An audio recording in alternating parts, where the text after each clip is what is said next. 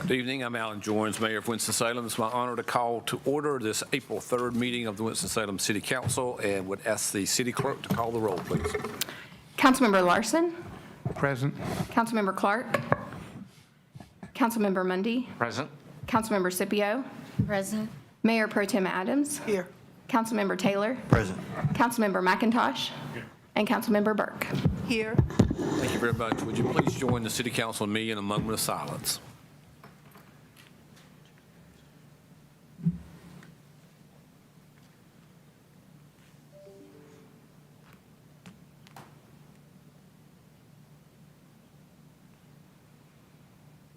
Thank you very much. Would you please join the city council meeting in the Pledge of Allegiance? Pledge allegiance to the flag of the United States of America and to the republic for which it stands, one nation, under God, indivisible, with liberty and justice for all.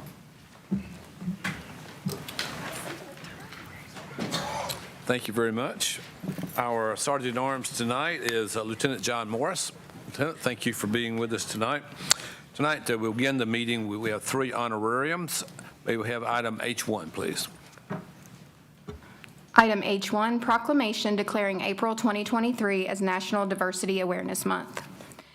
Whereas the city of Winston-Salem is a city that welcomes and celebrates people of all races, ethnicities, religions, genders, sexual orientations, physical and mental circumstances, and economic statuses, and strives to cultivate our diversity, which enhances the quality of life in our community. And whereas we recognize the city's non-discrimination ordinance passed by the City Council on March 22nd, 2021, to expand the role of Winston-Salem's Human Rights Commission to support the rights of every citizen to experience equality and freedom of discrimination. And whereas the City of Winston-Salem aspires to be an organization where employees use their unique experiences and backgrounds, where ideas are heard, and where we advance a culture of inclusion daily to meet the needs of our employees and community. Our vision is for individuals to feel a deep sense of belonging, purpose, and value. And whereas the residents of Winston-Salem are urged to expand community outreach, engagement, and authentic collaboration that will empower each Winston-Salem resident with the ability and desire to help create a society that condemns racism, misogyny, intolerance, discrimination, or oppression toward any persons. Now, therefore, I, J. Alan Joines, Mayor of the City of Winston-Salem, North Carolina, do hereby proclaim April 2023 as National Diversity Awareness Month in Winston-Salem, North Carolina, and encourage citizens to support the numerous diversity events during the month. Thank you. I'd like to ask Melissa Thompson to come forward, please.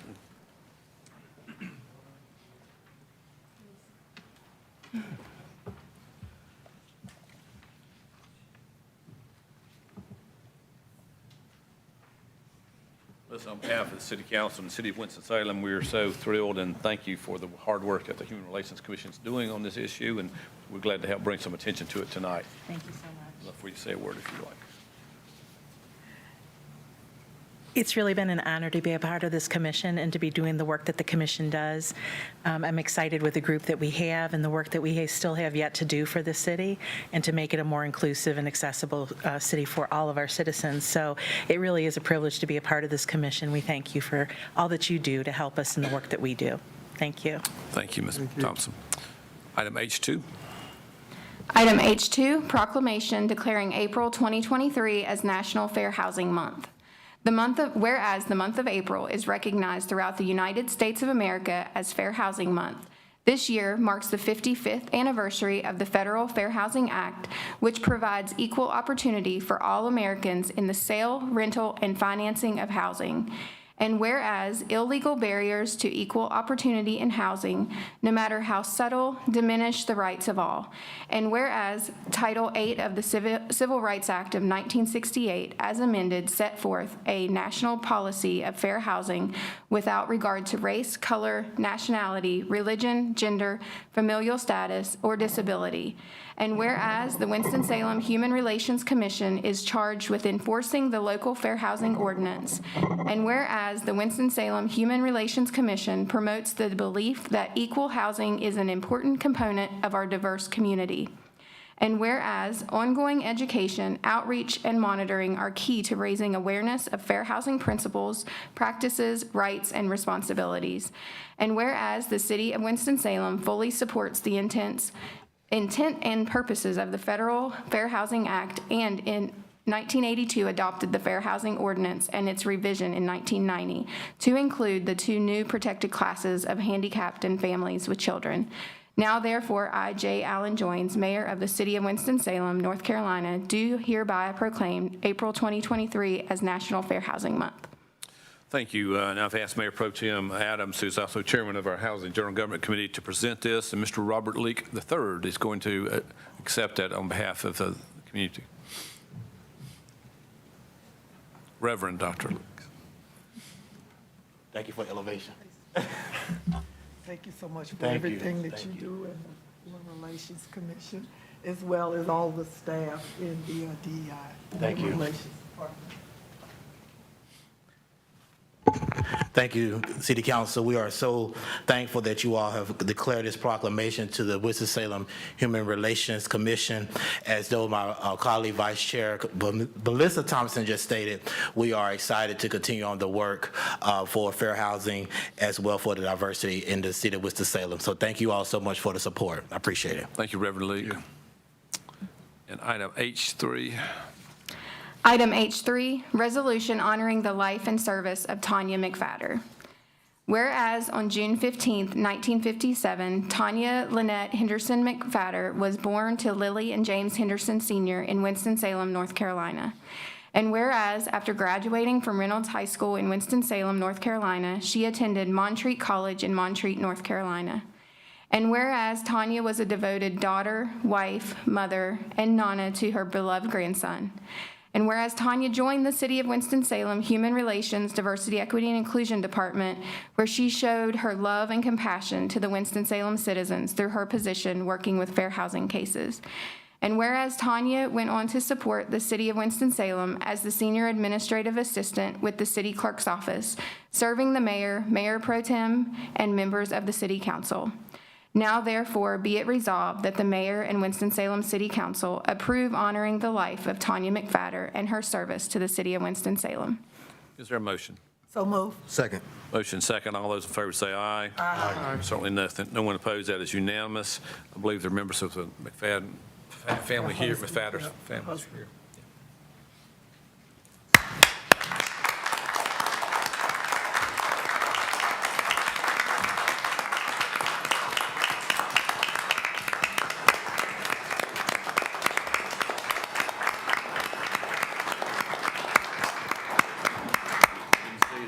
City Council and the City of Winston-Salem thanks her for her service to our city, and we express our deepest condolences to her family.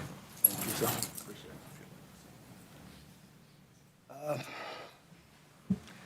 it. As you know, my wife probably told you I'm not a public speaker, so I'm not going to try to be. But I do know she loved being here. She loved working with you guys. She always talked about you. We root to her family.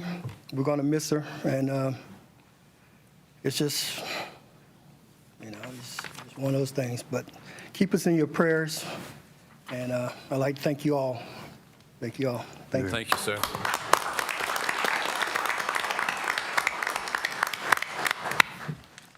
We're going to miss her as well. Tonight's agenda, the City Council is comprised of 4 zoning petitions. These are listed as public hearings, and when these public hearings are called, persons in the council chamber will be given an opportunity to speak. If no one wishes to speak, I'll close the public hearing. The City Council will consider the item. If there is opposition to one of the items, public hearing items, the proponents and opponents will each be given 15 minutes for presentation and 3 minutes for rebuttal. If no one wishes to speak, then as I said, I'll close the public hearing and the City Council will consider the item. We're televising this meeting live tonight on TV 13. And it will be replayed tomorrow at 9 a.m. and again Wednesday at 9 p.m. Of course, copies of our agendas as well as videos of previous meetings are always available online at the city's website, and just click on the Watch the City Meetings Online option. May we have item 1, please? Item Z1, public hearing on zoning petition of Forsyth Economic Ventures, Inc. and Housing Authority of City of Winston-Salem. From RSQ to RM18, property is located on west side of North Cleveland Avenue between New Hope Lane and East 7th Street, containing approximately 2.35 acres located in the Northeast Ward. Planning Board recommends approval of petition. Is there anyone in the council chamber who is opposed to this rezoning? I know the petitioner is here if there are any questions.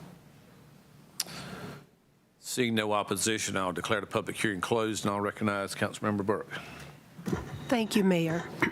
I move for the approval of, 1, the statement of consistency for the approval of this item, and 2, W-3564. Is there a second? Second. There's a second. Any discussion? If not, all those in favor, please indicate by voting yes. Anyone opposed, vote no.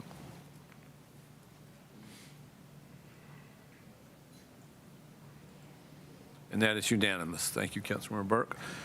Item Z2. Item Z2, public hearing on zoning petition of Agnes G. Fischel from RS9 to RM8S, residential building, single family, residential building duplex, residential building twin home, residential building townhouse, and planned residential development. Property is located on the east side of Peters Creek Parkway between Cena Avenue and Kesteven Road Streets, containing approximately 18.88 acres located in Southeast Ward. Planning Board recommends approval of petition. Thank you. We will have a public hearing on this. First, for the proponents, Douglas Collins.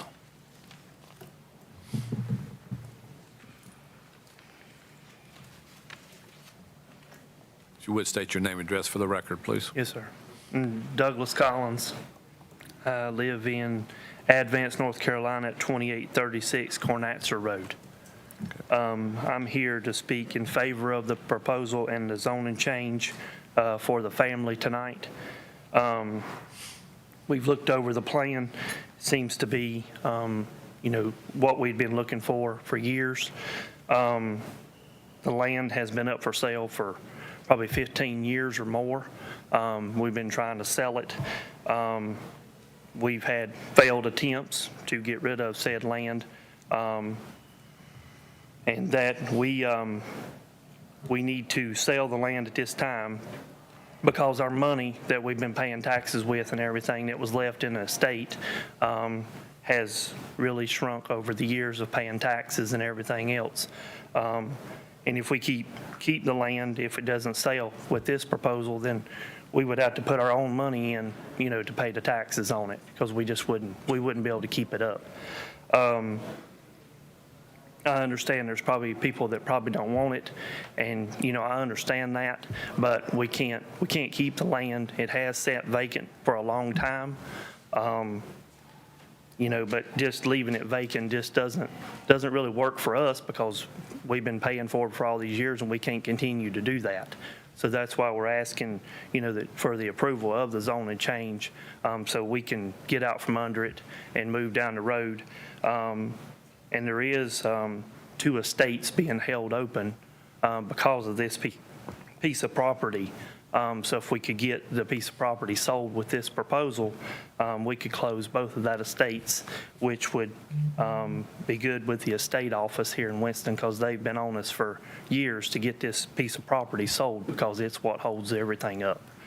And like I said in the planning meeting, I live out in the country. I don't like what's being built around me, but nobody asked me. I got stuck with Ashley Furniture that builds furniture that ships all over America, and I'm right down the road from it. I got the tractor trailers and everything else from it. I didn't have no choice. It just got put in my backyard. Then there was some questions that I'd like to speak on for a second about the road that goes across the back that connects the 2 roads to the subdivisions beside of it. And I was in the planning meetings years ago about those roads that connect.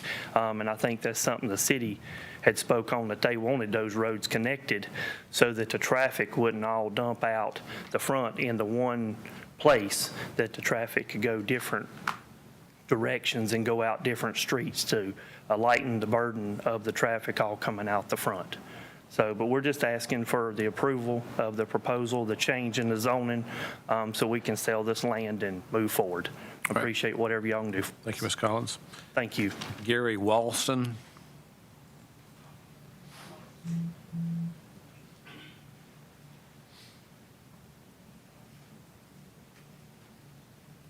Good evening, Mr. Mayor and members of the Town Council, City Council. My name is Marty Bizzle. Gary is on our team. Okay. Good evening. My name is Marty Bizzle with Bass, Six, and Kennedy Engineers in Raleigh, North Carolina, 6310 Chapel Hill Road, Raleigh, 27607. We appreciate your opportunity to appear for you tonight. We basically are asking for a rezoning of a 18.88 acre parcel. The current zoning is RS9. We are proposing RM8S. On our site plan that is in your packets, you will see a site plan for 135 townhomes. That is our proposal. I will just go over just some of the highlights, not to repeat anything that the planning director may have in his presentation, but we are very pleased with this layout that we have worked with staff, and our community outreach proved to be very beneficial as well. We held a community meeting, a neighborhood meeting, and received great input from the neighbors, which basically enabled us to refine our site plan, and is resulted in more stormwater controls, as we have heard from the downstream property owners. We will also be providing stormwater control measures, 3 in total, that will hopefully alleviate some of the potential flooding that might happen. We're going to attenuate up to a 50-year storm, which is above the town's or the city's standards. We're very pleased that we're offering about 38% or almost 39% of open space. Of that, 1.1 acres of that would be in a tree save area. Our proposed density is 7.15, which is below the 8 units per acre. We will be asking for water and sewer from the city of Winston-Salem. And as I mentioned, the 3 stormwater control structures hopefully will help alleviate anything that we would produce as far as stormwater runoff, but hopefully help some of the problems that they may be experiencing now. Some of the concerns, other the concerns that came out of our community outreach, we have added some fencing that was asked on the northeast portion of our site from an adjacent property owner. The street connection, I understand from some of the input that we heard at the planning board meeting, was not particularly pleasing to some of the neighbors, but it will provide a connection, interconnectivity. A lot of the right-of-way is already there, and we'll just be providing some off-site connections to make that grid of interconnectivity, and I think that will help alleviate any potential traffic problems that may be resulting. With that, we are here. I'm also joined with KDM Development, Peter Cross, that's here with KDM, and we're all here to answer any questions that you may have. Thank you. Appreciate your time. Any questions, Mr. Bissell, at this point? Good. Thank you, Mr. Bill. Thank you. Anyone else for the proponents? All right, we'll now turn to the opponents. The first person signed up is Cynthia Smith.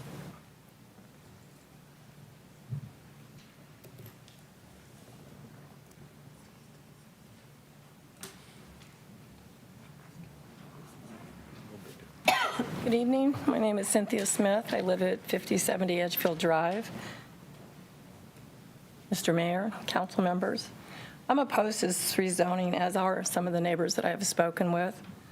The South Suburban area plans in Peter Creek and the Legacy 2030 have provided development plans and standards for good site planning principles, your sensitive designs, continuity and designs of the corridor, density of housing and disbursements throughout the corridor.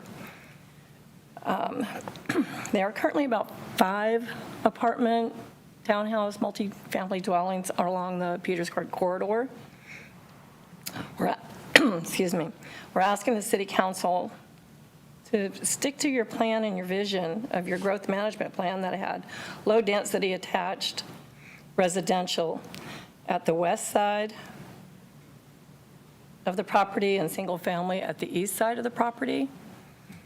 Our major concern for most of the neighbors that I had spoken with was the traffic patterns that would go in and out of this proposed site, that it's just coming through the neighborhoods on both on either Encena, Ocala, or Gustavus, that there was no major directly from Peters Creek into that townhouse area. That's my understanding. But this rezoning, in the sense of the community, the people that I had spoken with, will disturb the sense of the community, the traffic, the noise, property values, the taxes, and the continuity of our neighborhood. Thank you. Thank you, Ms. Smith. Will Parman, I think it is.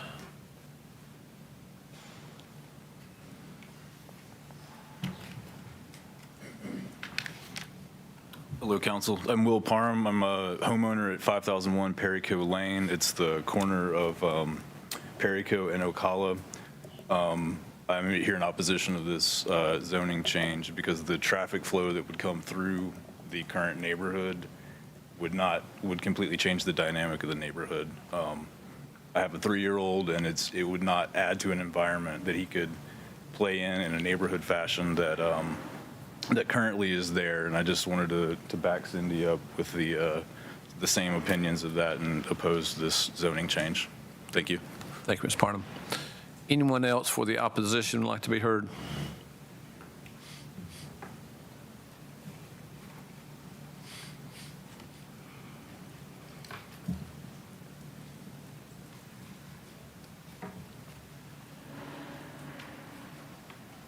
I would like to thank the board for letting us. Would you state your name and tonight. address for the record, please, sir? Yes. Dan Nifong from Pinedale Manor on Edgefield Drive. Thank you. Years ago, when Walmart and Lowe's was trying to go to the zoning board to get the area on the west side of Peters Creek Parkway rezoned for the building. When we met with the zoning board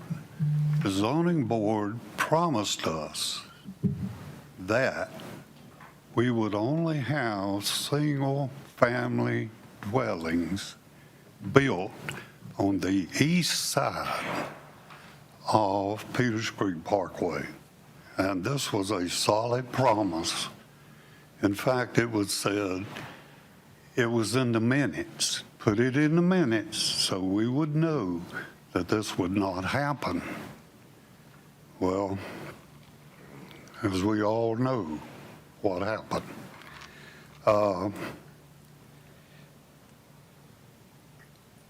We live in an area because of Walmart and Lowe's and five apartment units right there, one within 1,057 feet of Pinedale Manor. And we have the other 4 within 1 mile. We have cars after cars. The total units of those are 1,300 units. And the area is congested. I mean, the whole area is congested. You can try to go out Ocala, and sometimes, especially in the mornings and the evenings, you can't get out. I mean, you have to sit there and wait. We have at the entrance of Ocala a Baptist church. At the entrance of Sinai, we have a Pinedale Manor church. Now, we love our churches. We have 1,200 members at the Baptist church. And the other church, I'm not quite sure the total number, but we have at least 1,000. And getting in and out on special occasion, well, Christmas, forget it. Easter, forget it, because it is crowded. That's where they go in, that's where they come out. And, you know, it's just so congested. And Walmart is only about 300 feet across Silas Creek Parkway from Pinedale Manor, only about 300 feet.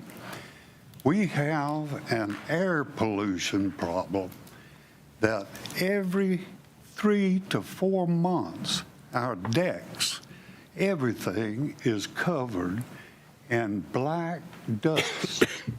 Where does it come from? Pollution. Pollution. I mean, there's so many cars going by, the gas, it's just, I don't know if it's rubber. It looks like black rubber dust. That's what it looks like. And now we're getting ready to put 136 more units. Now, these are not just units. These units are in the middle of Wilshire and Pinedale Manor own 380 feet wide strip that runs from Peters Creek Parkway all the way down. And, you know, to jam these apartments, single family, fine. But to jam these apartments in that small area is ludicrous. I mean, it simply is. It's going to destroy both neighborhoods. And I would like to ask that this could never be done unless these apartments guarantee us, and all the other apartments have obeyed the rules, that they guarantee us that they will have their own private entrances and exits and not come through our neighborhoods. We only have 4 streets in Pinedale Manor to handle anywhere from, well, if you have 1 car, and I know everybody here has 2 cars. If you only have 1 car, that's 136 cars going through our neighborhood because they'll take the shortest route to town, going north, and then coming in the evening, it's a left off. We have a left off there on Ocala. We have a left off at Cass Stevens, and they're going to be flooding right down through the neighborhood, going 2 blocks down and turning right onto Edgefield Drive, and they're going to be coming straight up through there, one after the other.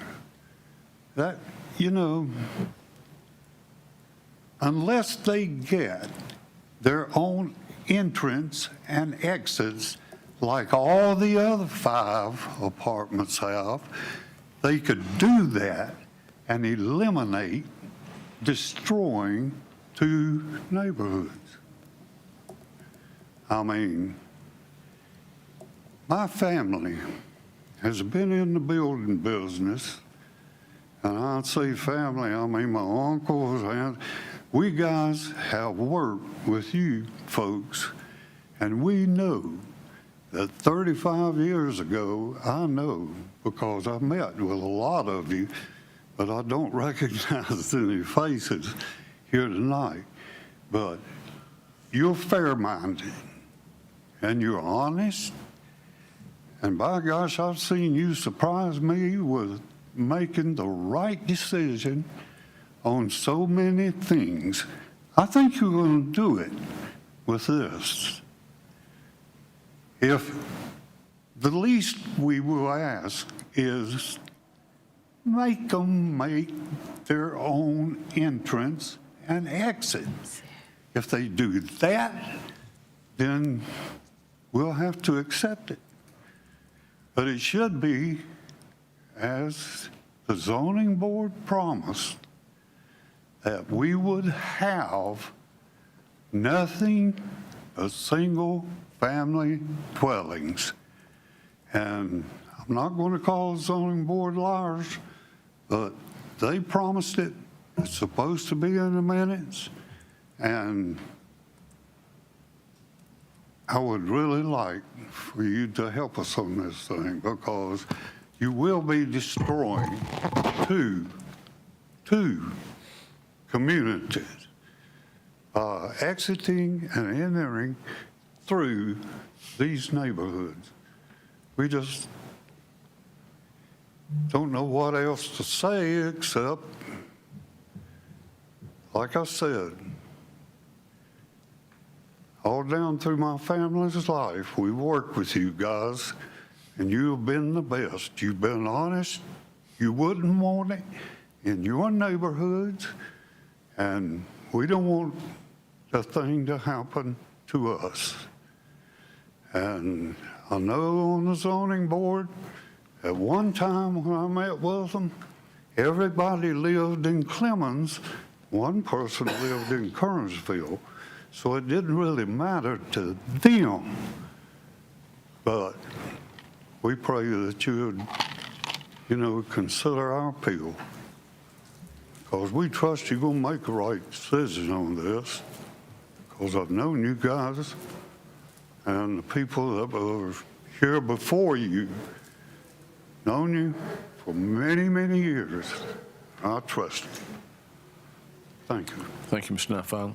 Is there anyone else for the opposition?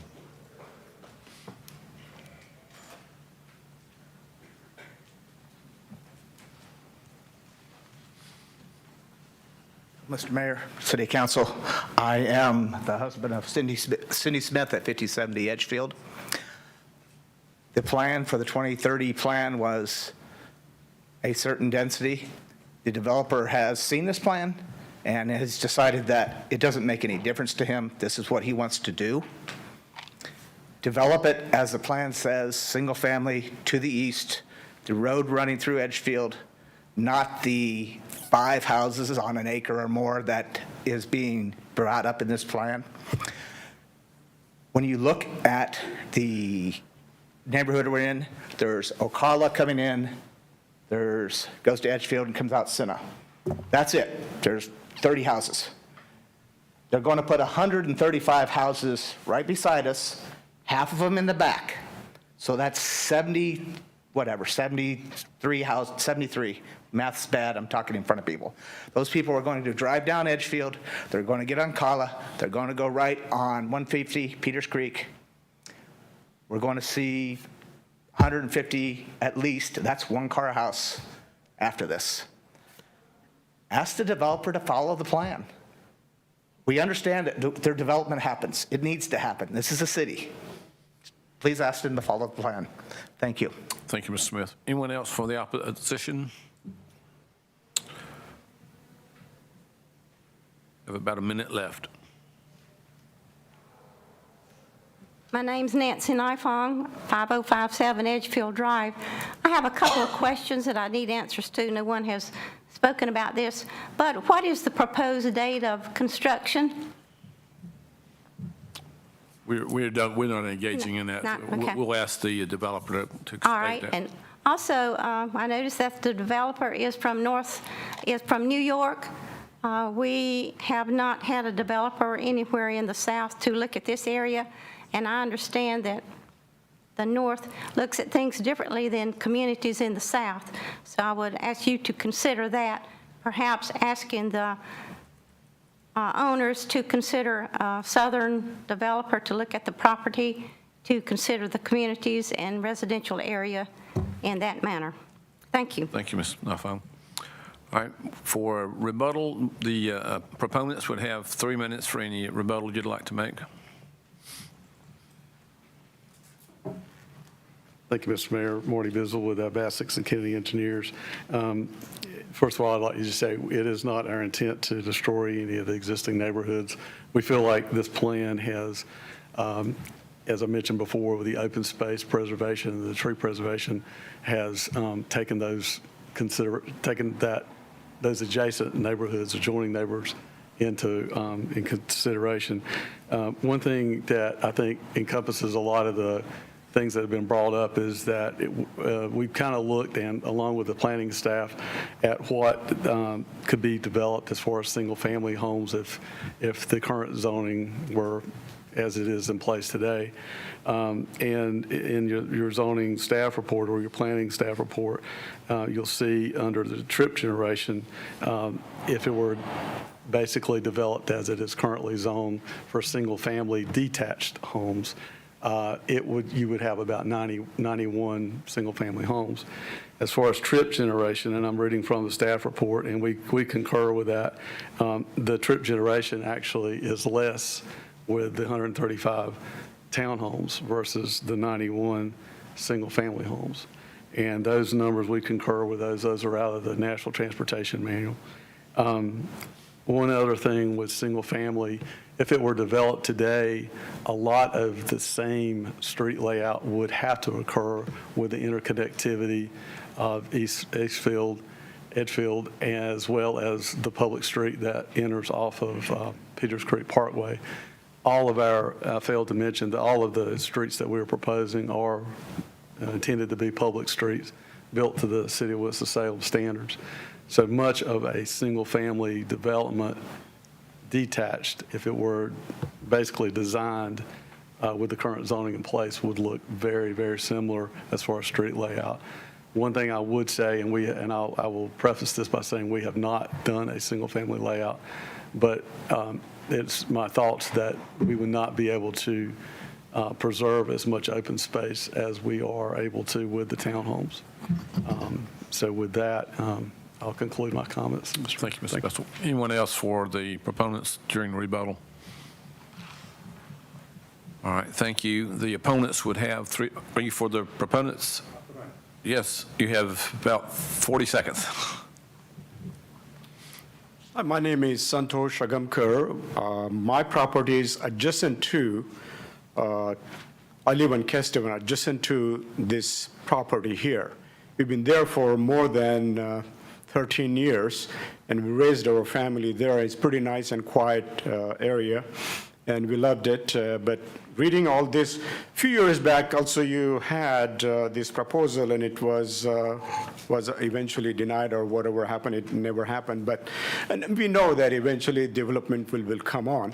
But my concern is the noise and the traffic and the crime and all sir, that. Your time is up, sir, and I asked for someone who was for the proponents, and apparently you're in opposition. Yes. I'm sorry. Okay. Was there anyone else from the proponents? I'll give you an extra 50 seconds. Okay. All right, we'll now go back to the opponents. You would have 3 minutes for rebuttal. Can I continue? You can. Thank you. So therefore, my concern is for our family. We raised there, and we love that area. And the noise and we do have, but it's not that much crime in our area. Summertime, you will have young people come and do certain things in our cars or things, but nothing much. But my concern is we cannot leave probably, I'm assuming we won't be able to leave our doors open anymore, garage doors or side doors or back doors. And you're calling 136 to 200 houses and single-family residential building, duplexes, and much more. And I do not know how much noise and traffic and pollution will that be, and will be able to walk in the evening, stroll with the family. That is also another concern we have. So I know city wants to have this, and definitely you will gain your tax values and everything, but it's going to affect our housing also, our houses also. I don't know, value is going to go up or go down, but it's going to affect definitely. Indirectly, if this comes up, eventually we will move out of this area. So indirectly, our neighbors also talk to us, we discuss this, and they are also thinking if this happens, they'll be moving out. So indirectly, city pushing us, good residents who've been sitting there for 40-plus years, who work with RJ Reynolds, retiree people, will be moving out also. So that is my concern. I hope that something else will come here instead of these houses. Thank you. Anyone else for the opposition? You have about a minute left.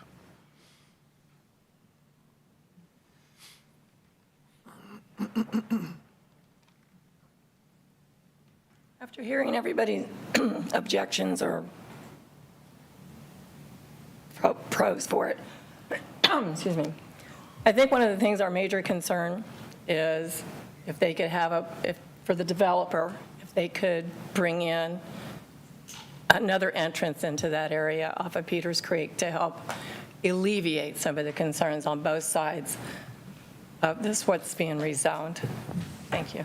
Thank you, Ms. Smith. Anyone else for the opposition? All right, I will therefore close the public hearing and ask Mr. Murphy to give us the report of the planning board.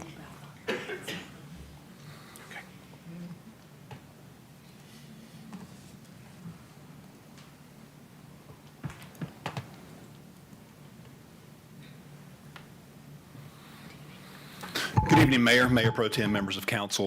This is a request to rezone 18.88 acres on the east side of Peters Creek Parkway between Cena Avenue and Kesteven Road, located in the southeast ward, from RS9 to RM8S zoning. This is the subject property shown on the countywide growth management area plan. You notice it is within the suburban neighborhoods growth management area there on the east side of Peters Creek Parkway, just adjacent to the activity center where the Walmart and Lowe's have been constructed over the last decade and a half. This is the subject property highlighted in yellow. You do notice this is a subject property primarily undeveloped in between two developed neighborhoods, and there are stub streets coming from both the north and the south. And as such, development would necessitate an extension of those public streets if the topography allows, and in this case, it does. This is a subject property, again, shown on the countywide aerial photo, outlined in yellow. It's primarily wooded currently, but again, it is adjacent to existing development.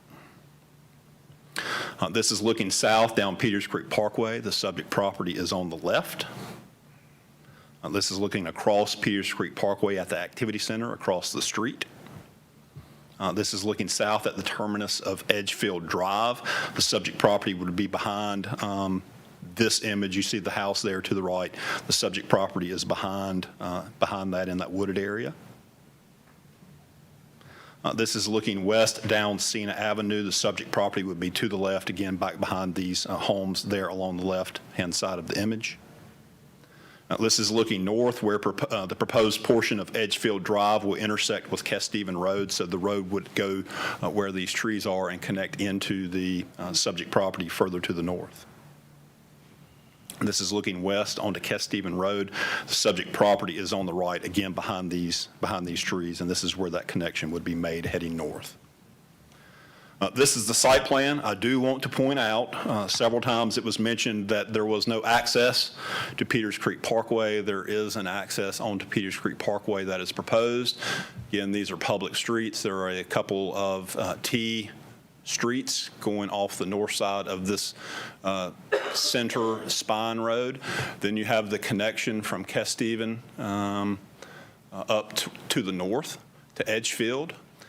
And then you have a road that connects on to the east and actually stubs at this location because there's a large draw through here, so this would be the terminus of this public street.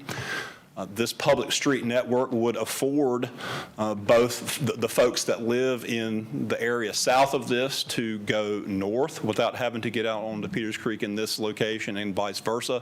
The folks that live on the north side of this would be able to go back through this existing neighborhood and actually get out to a light at Bridgeton Road heading to the south. Looking at the image, you do see there are a series of townhomes. You do have some Open space and public amenity areas interspersed throughout. There is a proposed fence that is in this location here that was mentioned by the petitioner that would then preclude access down to the stream area. That was one of the things that came up at the public meeting. These are what the elevations of the townhomes would look like. Again, there's a condition related to that in the permit. This is the South Suburban Area Plan update, which was adopted by council back in 2018. You notice it is along Peters Creek Parkway. Peters Creek Parkway is considered a growth corridor, and growth corridors are areas where we want to try to concentrate additional density. It was mentioned a couple of times related to whenever the Lowe's and Walmart were constructed or were contemplated in the past area plan and the past comprehensive plan. There was what we call an activity center that was shown floating over this intersection. It was not defined. Whenever the petitioner wanted to put a Walmart here, one of the things that staff did was look at where would the activity center land and what would that mean as far as the remaining area surrounding that activity center.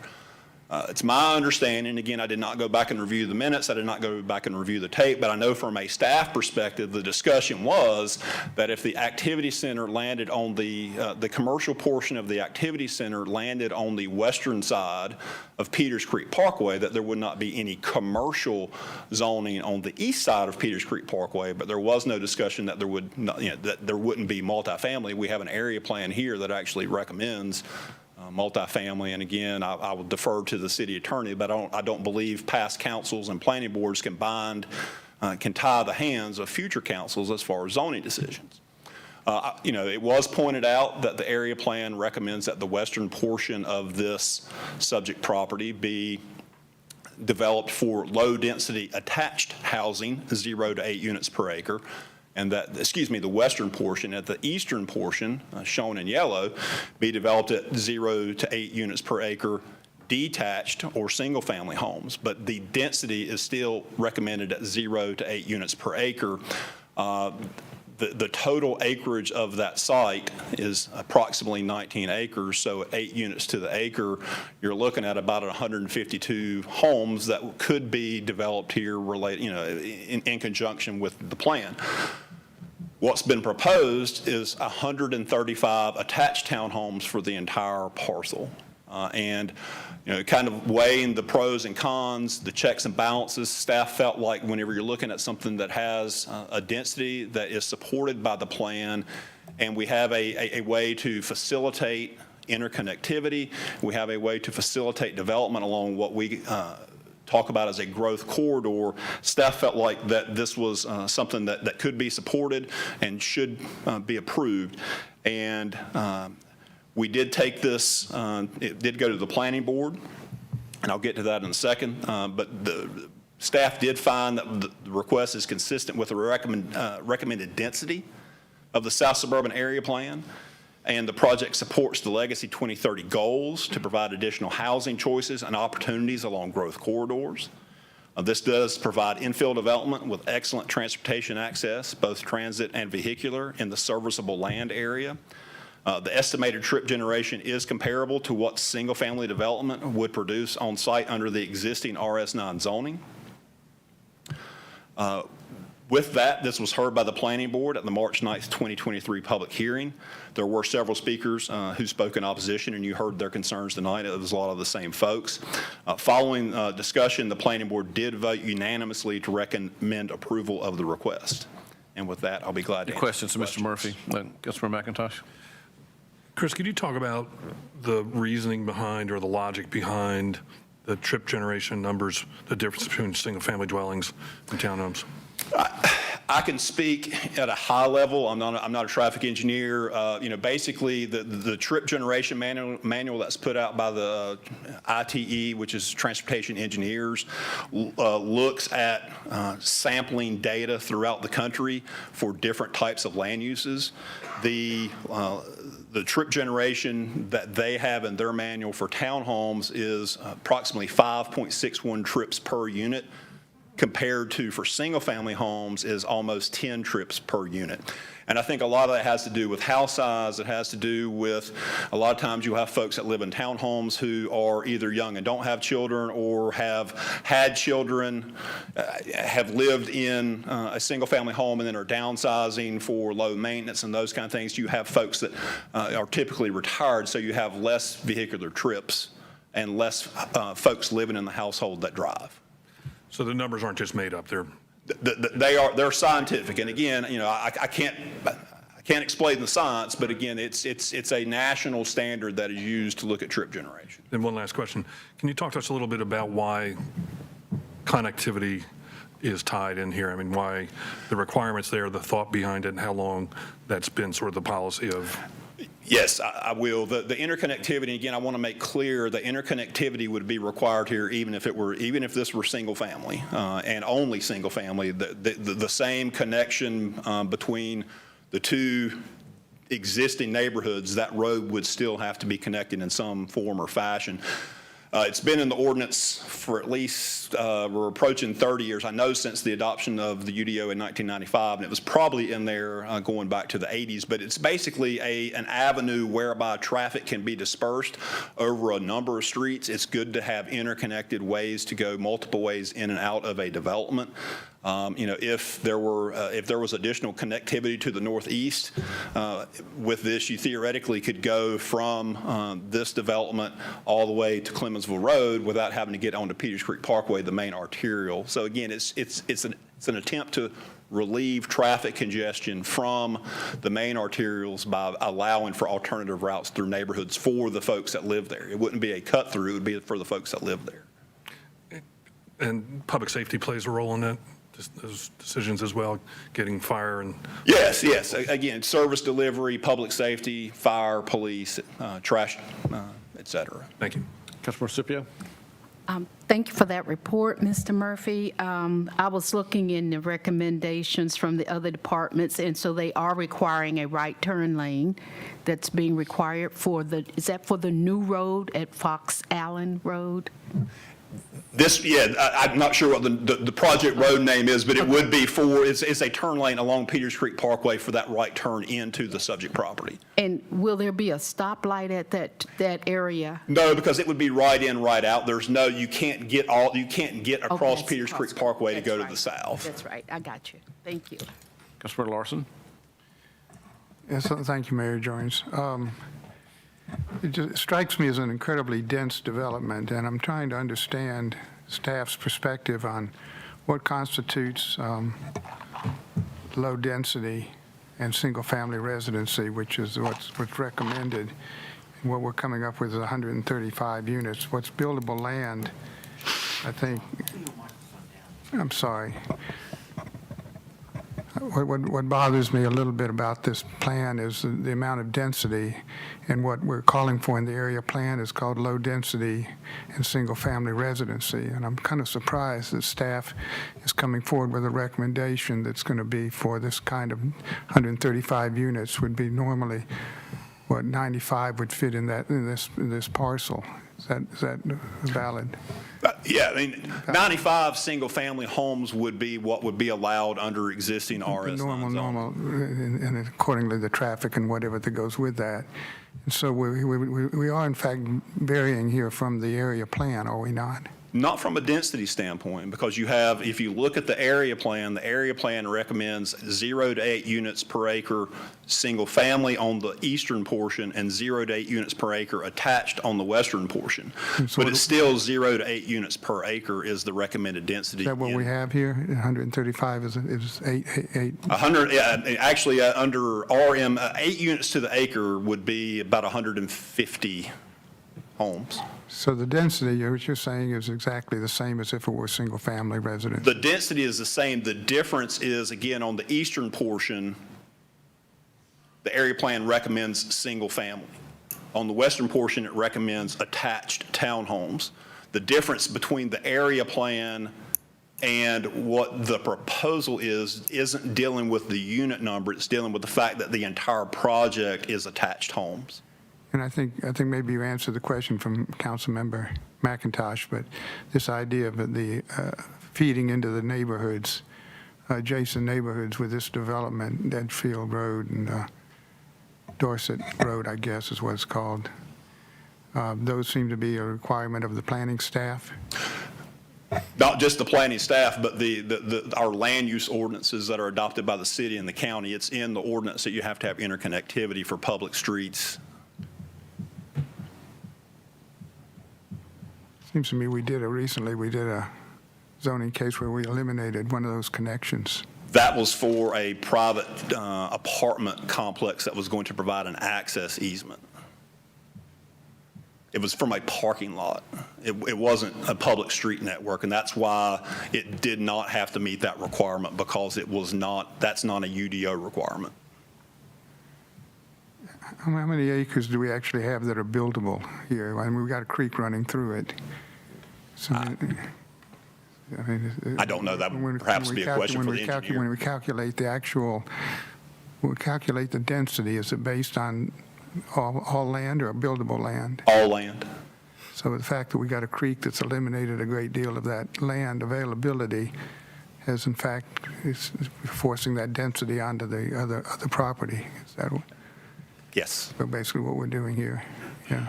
And again, that's a policy decision that was made in probably the 80s with the old planned residential development provisions that were in the zoning ordinance that were carried forward to the UDO in 1995. Yeah. So we don't know how many acres of non-buildable land we're dealing with here, do we? I do not know. Okay. Thank you. Thank you, Mr. Larson. I'd like to call on Councilmember Taylor. Thank you, Mayor, members of the council. I'm going to make a couple of comments, and then I'll make a motion if that's okay with you, Mayor. Yes. I will say to the developer, I want to thank you for bringing your business to the city of Winston-Salem. We appreciate you wanting to settle down here and do business with us. We take you seriously. To the residents who live in this community, we appreciate you settling down in the community. We take you seriously. Many of you know I'm born and reared in the area that I represent in the Southeast Ward. I had the honor and privilege of attending Parkland High School in the 90s, and we all know, 20, 30 years ago, this particular area was more in line with rural county living, and with the addition of the Chick-fil-A, the Lowe's, the Lidl, the Walmart, this has suddenly changed into big city living, and it's created some challenges for the neighbors. My job as a councilman for the last 14 years or so has been to work with some of our residents, to work with our business community to see if we can't find a compromise. And I believe, based on what I've heard, and I've listened extremely carefully, I believe we might have an opportunity for a compromise here. I will say that I think this is a good development. There are some traffic concerns that I believe we might have the ability to address. As you all heard, sometimes we have ideas in our head what we can do, but you've heard from city staff and you've heard because of the UDO, there's some things that we have to do, but there might be some things that we can do to address some of your traffic concerns. With that being said, Mayor, members of the council, I think this is an opportunity for me to do some community work on behalf of the residents and on behalf of the developer to try to come up with a compromise. So I'd ask that you allow me an opportunity to continue this case, to meet with the community and see if we can't come back with a proposal that this council and this mayor agrees with. So that'll be my motion to continue this case for 30 days. May 1st meeting? That's correct. Okay, is there a second? Second. Second. Attorney. Do you want to hold the public hearing open or close it? It's always prudent to hear from the public, so we'll hold it open unless they have, Okay, the something. motion is to continue this to May 1st with the public hearing held open, and there's been a second to that motion. Second. Thank you. And all those in favor of that motion, please indicate by voting yes. Anyone opposed, vote no.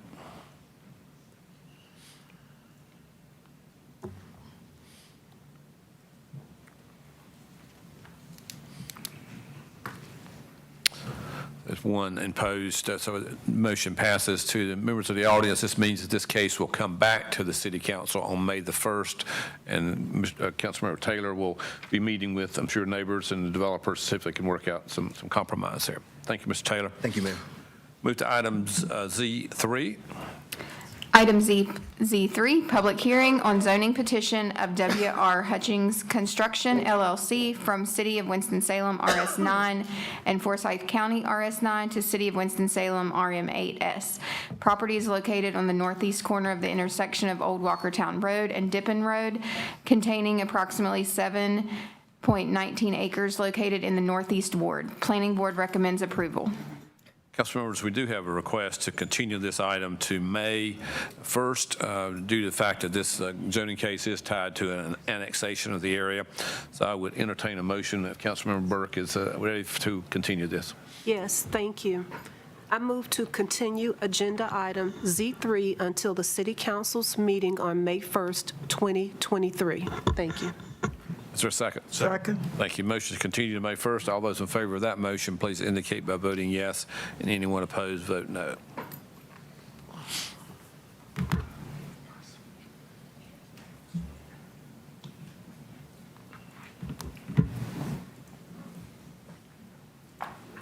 And that's unanimous. Thank you, Councilmember Burke. This will come back to us on May 1st. Item Z4.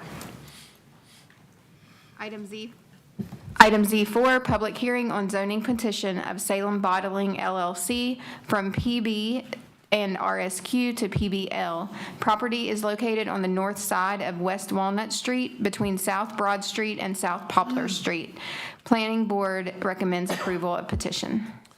Thank you. Is there anyone in the council chamber who is opposed to this rezoning? I know the petitioner is here for any questions. Seeing no opposition, I'll declare the public hearing closed. I recognize Councilmember Larson. Mr. Mayor, I'd appreciate a brief comment from the petitioner about what he's doing on the Coca-Cola plant. I think it's a very exciting project in the renaissance of the South Marshall Street area, and if you would, this is part of that addition. Mr. Rogers, would you mind giving us a quick update on what you plan on doing in the building there? If you would state your name and address for the record, Mr. Rogers. Good evening, Jared Rogers, 4125 Stonehenge Lane, Exit 106. So once again, I am kind of the operating partner for the development. The rezoning is dealing with the 1.8 acres across the street. Obviously, everybody wants to hear about the 30,000 square feet of historic project that's across Poplar Street. So we are in the process of kind of peeling back the layers, but we are expecting a mixed-use development. We're reusing the entirety of the Coca-Cola project. We're not tearing anything down. We are pursuing historic tax credits, so we're doing everything to the standard because it is such a cool space and a beautiful building, and we want to make sure we preserve it. So we have secured Bobby Boy Bake Shop is going to open up a second location there and their commercial kitchen there. That's going to take a big portion of the first floor space, and we're pursuing other food uses, retail uses in that same vein, heavily curated, making sure everybody fits together because it is such a unique space. Thank you. I thought it was worthy of noting how exciting this is going to be in the future. Thank you, John. Thank you. With that in mind, Mr. Mayor, I would move for approval of 1, statement of consistency for the approval of this item, and 2, for W3568. Second. Motion second. Any discussion? If not, all those in favor of the motion, please indicate by voting yes. Anyone opposed, vote no. And that is unanimous. Thank you, Councilmember Larson. Council members, we do not have a need for a closed session tonight. And anybody disappointed with that? No. Okay. So I would. That quality time really helps. That's right. I entertain a motion to adjourn. Move for approval. Second. Motion and second to adjourn. All those in favor of adjourning, please say aye. Aye. Anyone opposed? We are adjourned. I think there's a basketball game. Anybody know who's in it?